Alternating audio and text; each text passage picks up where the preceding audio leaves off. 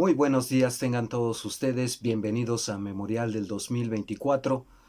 Pues bueno, al revés que ya le dio la Corte a Samuel García, al quitarle el control de la unidad de inteligencia financiera que se inventó para perseguir a sus adversarios políticos, la Corte ya le tiene reservada una nueva, una nueva sorpresa y que va más a fondo. Y esto es la discusión sobre el desafuero. Ya estaba la iniciativa, el proyecto por uno de los ministros hecho para revisar la situación de Samuel García y sin embargo se pospuso, esto se iba a discutir el miércoles y sin embargo se pospuso por una razón muy simple.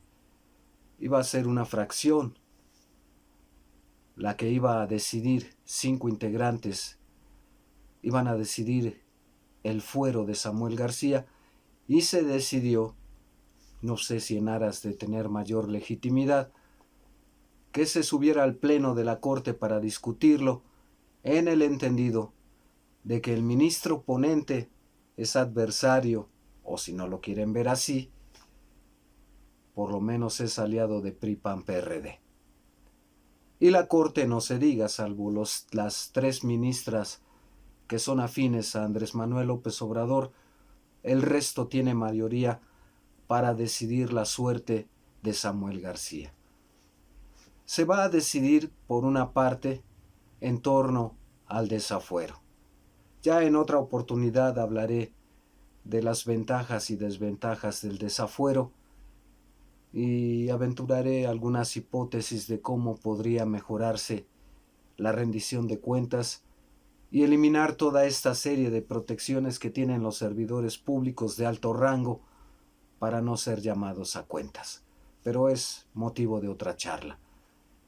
Lo que por ahora importa es que esto se va a discutir en la Corte. Yo les decía hace unos días, esperen, no pasa de más de 3 semanas y creo que se va a adelantar.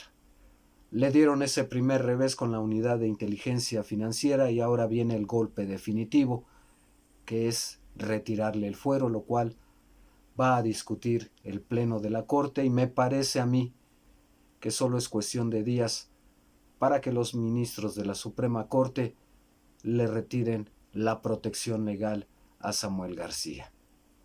Las acusaciones versan en torno a 2 temas que ustedes bien conocen. Por una parte, no haber presentado el presupuesto en tiempo y forma, y eso provocó que Samuel dispusiera de los recursos como mejor le convenía y como también ya he expuesto en este espacio, que la diferencia de captación de recursos de un año a otro varía, generalmente aumenta, y de eso no rinde cuentas el gobernador porque está aplicando el presupuesto del año pasado. Y eso lo hacen en otras entidades federativas, no tan descaradamente como Samuel García, pero sí se dan sus mañas para manejar discrecionalmente los recursos. Piden un presupuesto, por ejemplo, en manejo de imagen por una cantidad y terminan gastando a veces hasta tres veces más. En fin, y Samuel no canta mal las rancheras en ese sentido. Bueno, ese es uno de los motivos para retirarle el fuero, no haber cumplido en tiempo y forma con la presentación del presupuesto, lo cual el Congreso local, el de Nuevo León, consideró que es un tema muy grave. Pero el otro, que a mí en lo personal me parece todavía más censurable, más criticable, es el hecho de que Samuel García, recordarán ustedes este episodio, cuando buscaba la candidatura presidencial y la obtuvo, después regresó unos días al gobierno de Nuevo León, hasta que la Corte le puso límite y le obligó a decidir si la campaña o se queda en Nuevo León. Porque el funcionario que iban a poner interinamente en lugar de Samuel, pues otro adversario del Congreso, enviado por el Congreso al gobierno de Nuevo León y le iba a revisar las cuentas.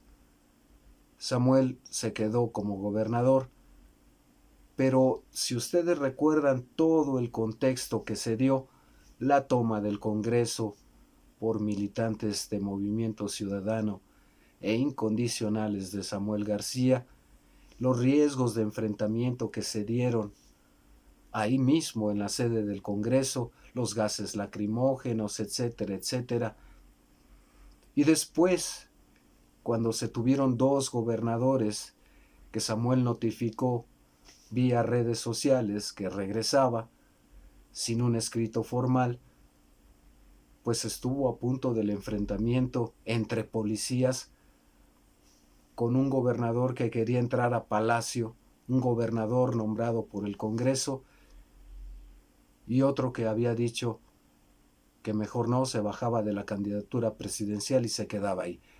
Estos riesgos de colapso social y de enfrentamiento, de crisis política en Nuevo León, al parecer van a tener un costo.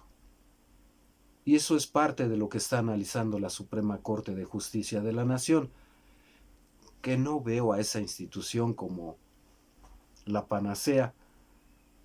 Claro que en este caso va a fallar en contra de Samuel García, por lo menos es lo más probable, no solo por los delitos, que bastante lo ameritan, sino simple y llanamente por su alianza con PRI-PAN-PRD.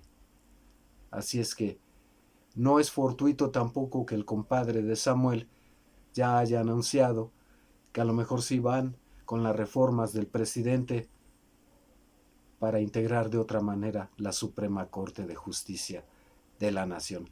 Ahí está Movimiento Ciudadano, que tanto defendió a la Corte y por lo pronto va a sepultar la gubernatura de Samuel García. Merecido lo tiene. Sigue comportándose con una soberbia, una falta de tacto, una incapacidad y falta sobre todo de voluntad política para llegar a acuerdos. Hay que reconocer que los otros tampoco se prestaron mucho, porque para ellos llegar a acuerdos significaba que Samuel les cediera lo que pedían y dejarlo en el ridículo.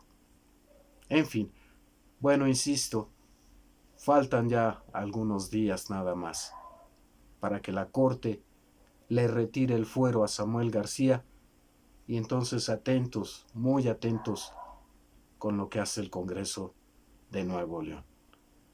Estaremos pendientes. Hasta aquí por ahora. Comentarios, críticas, sugerencias son bienvenidos. Denos un like, suscríbanse.